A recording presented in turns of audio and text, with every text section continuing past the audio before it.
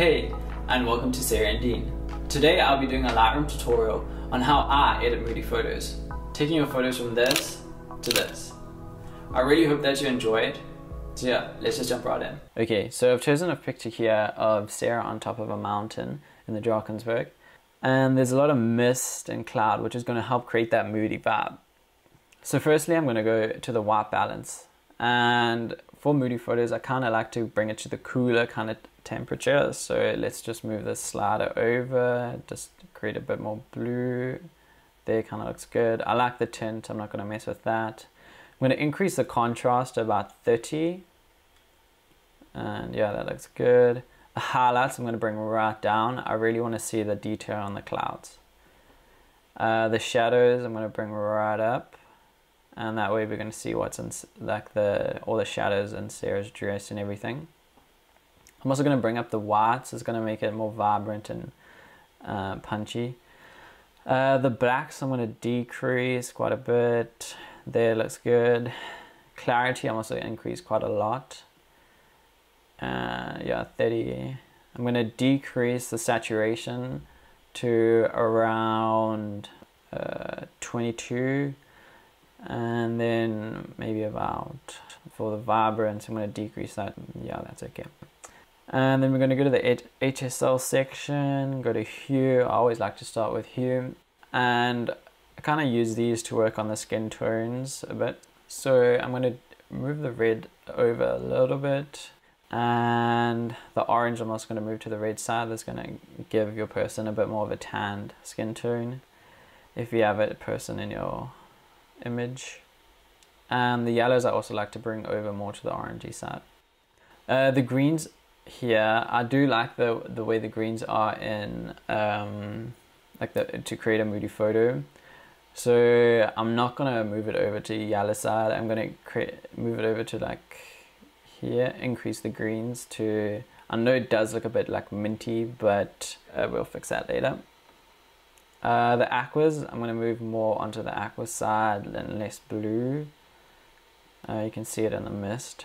The blues I always like to move to the teal side, so I'll move that over. And there's not much purple, but I'm going to move it more over to the blue. And there's not really any magenta in here. So let's move on to saturation. Saturation, I kind of always like to decrease the red a bit, especially if there's a person in it. Often you can get like red blotches on their skin. I'm going to increase the saturation of the orange just to create more of a tan. And then the yellows, I'm going to also increase it a little bit. The greens, I'm going to really bring down that saturation. It really helps with creating a moody vibe. This might look a bit washed out at the moment, but don't worry, it'll look a lot better towards the end. The aquas, I'm also going to bring down the saturation. I don't want it to have like a bluey kind of look too much in the mist. And I'm also going to bring down the saturation of the blue. And this bringing down the saturation of the blue can help a lot. Even if you have, say, a bit of sun in the sky, decreasing that will help create the illusion that it's a cloudy day. And the purples I'm also going to bring down. Okay, let's move on to luminance. So the reds I'm going to increase a little bit. The oranges, I'm going to decrease that to give Sarah a bit more of a tan. The yellows, I'm going to increase it. It brings up the grass, and also I just like the way it makes Sarah's hair look normally. Let's move on to the greens. I'm going to decrease the greens quite a bit. I want to make the mountains look really moody. So around about -50 looks good. I'm going to increase this. I want the mist to look quite punchy. And like vibrant, and the blues I'm also going to increase quite a lot.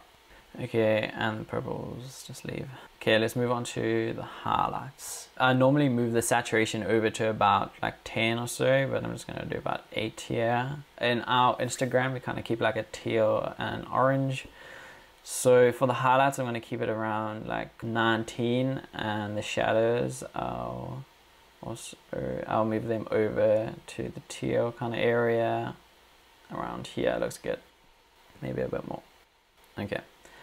And I'm just going to move it over a little bit to more on the highlight side. Okay, then we're going to move on to our tone curve. And it's important that you have this button clicked in. I don't really like to use the linear kind of tone curve. There's a lot more you can do with it. So if you just hold Alt and click on this like area here, we can create our normal little S curve. And what I like to do is bring down the shadows and the blacks.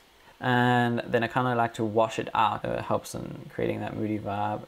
So you just bring this on the end here, you just bring it right up, and you can see it changes the absolute blacks. So there, it looks about good. Gonna increase our highlights now. Now I know it's looking really clarityed, but it'll look better soon. I'm gonna move our mid-tones about here. Okay, that looks good. Highlights increase a little bit. And I'm also gonna bring this the highlights down. So I'm actually gonna want to go back to the shadows. I'm gonna bump it up quite a bit.